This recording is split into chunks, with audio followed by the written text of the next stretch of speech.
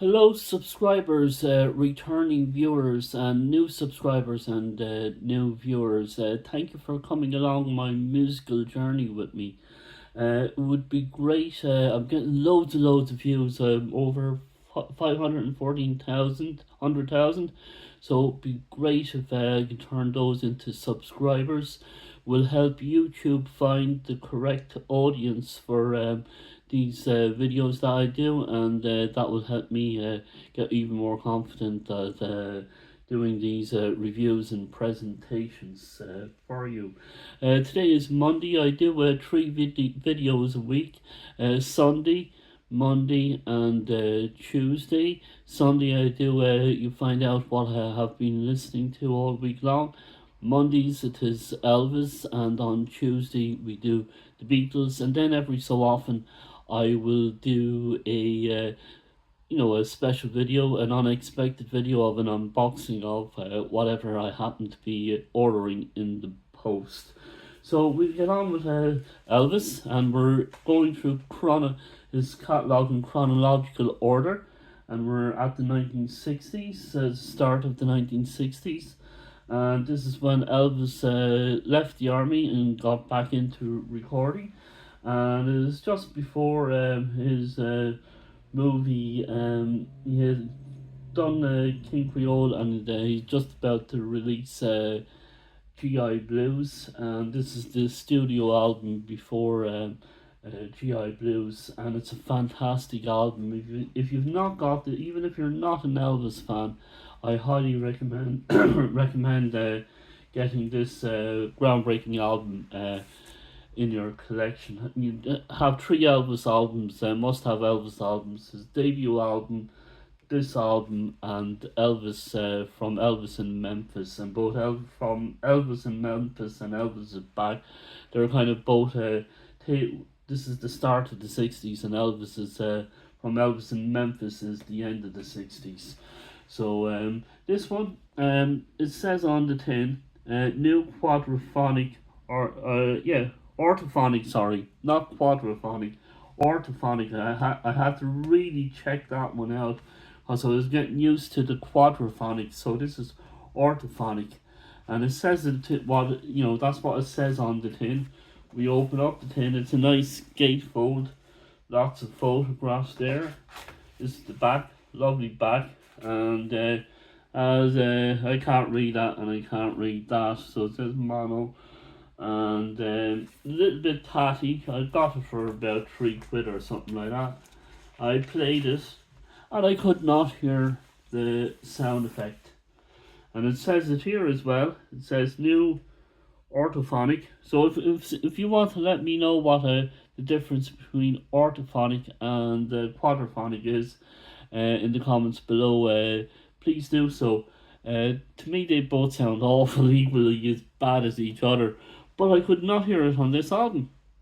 And I kind of thought to myself, they either done it correctly and you can't tell the difference, but I reckon they didn't put it on it. They just put it on the label, and they said that it was on it, but it's not on it. And the King's catalogue is a complete mess, and it really, really deserves a good cleanup and getting.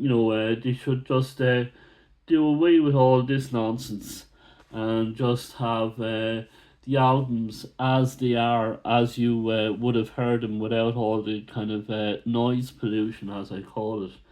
And I just played it, and I just could not hear this sound effect anywhere.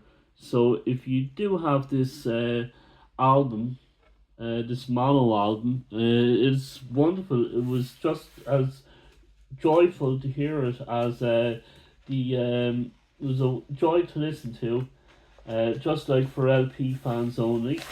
And it's wonderful to hear mono as it is intended to be.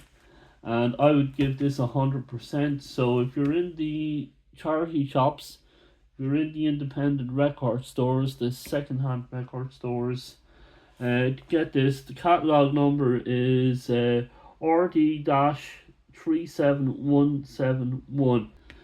And if you do have it and you do hear the sound effect on it, please let me know what cause I'd like to find out is what again, this is King's catalog is just a complete mess and it deserves cleaning up. And I think, in fairness to the Russian bootlegs, I don't have a Russian bootleg copy of this album. Not yet. I will. So I'll be triple dipping. I'll have three. I'll have three versions of this album, and I'd say the Russian bootlegs, in fairness to them, are trying to give you unadulterated sound, which RCA haven't done. So, yeah, please let me know if you have a version that has the dreaded quadraphonic or orthophonic sound effect on it. I'd like to know that. Then I have a kind of stereo version. That's the back. You can look at the differences on the back. There's the difference. You have this nice photo of Elvis in the army, and then the ones that are here, they're on the back of this one. So that's kind of the difference in how they're packaged. And this is a gatefold, and this is not a gatefold. I've kind of noticed it seems to be a thing in the 60s where you open the album and the LP comes out like this from the inside out rather than from the outside out, so to speak.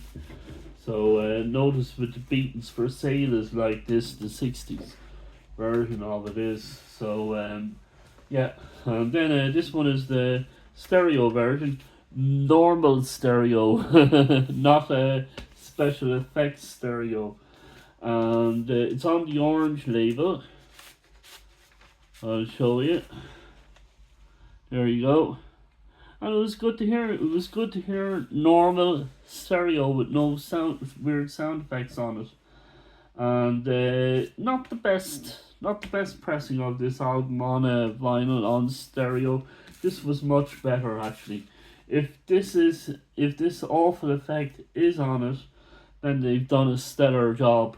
But I don't think so. I just think this is pure mono minus the strange sound effect, and they're not telling you. They probably just got so carried away with putting all this stuff on it that they didn't know what they were doing, and complete mess, an absolute complete mess. So I highly recommend this version of Elvis Is Back. Let me know what your favourite song is on this album. There's so many classics on it. Make Me Know It's Fever, The Girl's My Best Friend. And what I've also noticed is on the CDs more so, the songs are all over the place on this, but that's for another video when we get to doing the King's Catalogue on a CD. So thank you ever so much for sticking out to the end of this video. If you've done so, you've been an absolutely fantastic audience, and we will look forward to talking to you again in the next video.